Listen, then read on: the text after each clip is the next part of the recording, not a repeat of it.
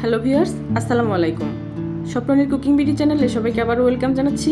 খুবই জনপ্রিয় একটি স্ট্রিট ফুড চটপটি রেসিপিটি দেখার জন্য।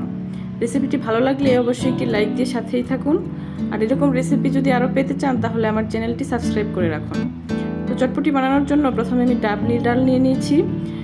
ডালগুলোকে আমি সারা রাতের জন্য ভিজিয়ে রেখেছিলাম। ওকে সারা রাতের জন্য ভিজিয়ে রাখতে না চান তাহলে ফুটন্ত গরম পানি দিয়ে 2-3 ঘন্টার জন্য ভিজিয়ে রাখতে পারেন। অবশ্যই ডালগুলোকে ভালোভাবে ধুয়ে তারপরে ভিজিয়ে রাখতে হবে। তো ডালগুলো সিদ্ধ করার জন্য এখানে আমি একটা প্রেসার কুকার নিয়ে নিয়েছি, যেটাতে সিদ্ধ করতে একেবারেই সময় কম লাগে। আপনারা চাইলে এমনি নর্মাল হাঁড়িতেও সিদ্ধ করতে পারেন।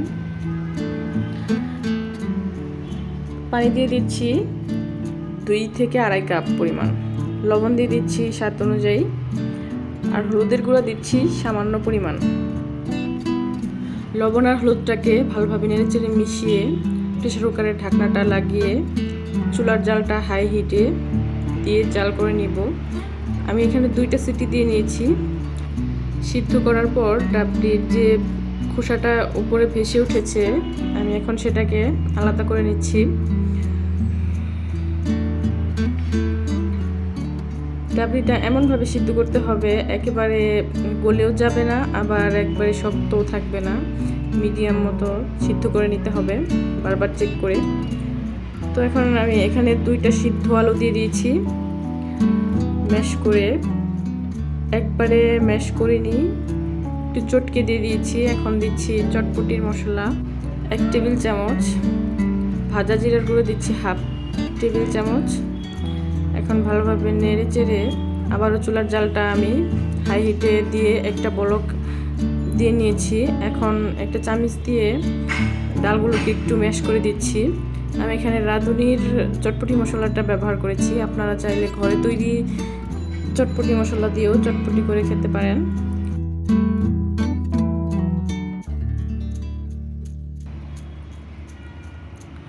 তো এখন চটপটি পরিবেশনের জন্য আমি এখন তেঁতুলের টক বা সস তৈরি করব।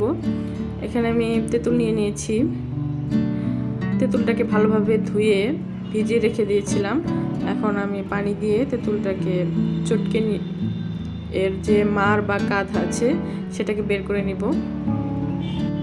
তেঁতুলটাকে চটকে এর যে বিচি বা আঁশ আছে সেগুলোকে আমি এখন আলাদা করে নিচ্ছি।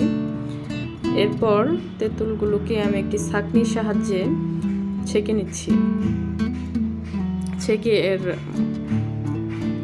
সসটা বের করে নিচ্ছি।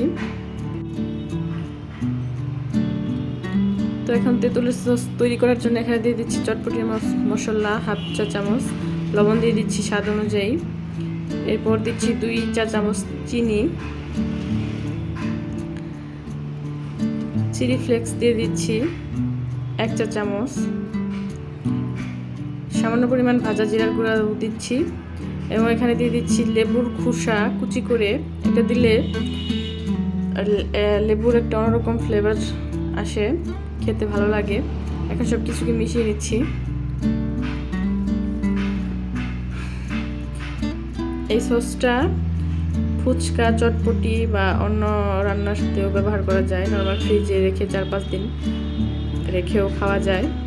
তো এখানে চটপটি পরিবেশন করার জন্য এখানে আমি নিয়েছি ধনিয়া পাতা কুচি, কাঁচামরিচ কুচি, নিয়েছি পেঁয়াজ কুচি, এবং নিয়েছি শসা কুচি। চটপটি পরিবেশনের নির্দিষ্ট কোনো পরিমাপ বা পরিমাণ নেই, আপনারা যার যার পছন্দ অনুযায়ী কম বা বেশি করে পরিবেশন করতে পারেন।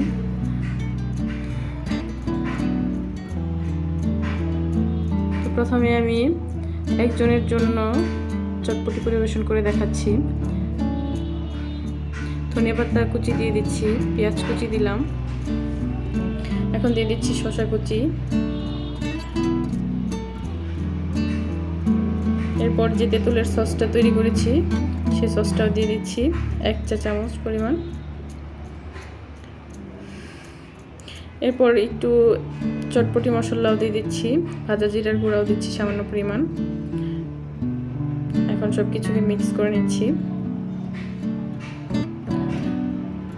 টকটা আপনাদের পছন্দ অনুযায়ী যে যার মতো দিয়ে খেতে পারেন। এরপর উপর দিয়ে আবারও একটু গার্নিশ করে নিচ্ছি দেখার সৌন্দর্যের জন্য, সব কিছু একটু একটু করে দিয়ে। তো গ্রেটারে গ্রেট করা একটি ডিম গ্রেট করে নিয়েছিলাম, সেটাও দিয়ে দিচ্ছি।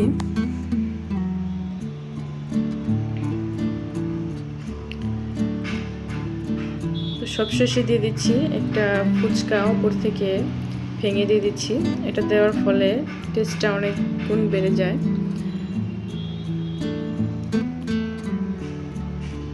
তৈরি হয়ে গেল মজাদার, খুবই জনপ্রিয় একটি স্ট্রিট ফুড চটপটি। চটপটি পছন্দ করে না এমন মানুষ পাওয়া কিন্তু খুবই দুষ্কর।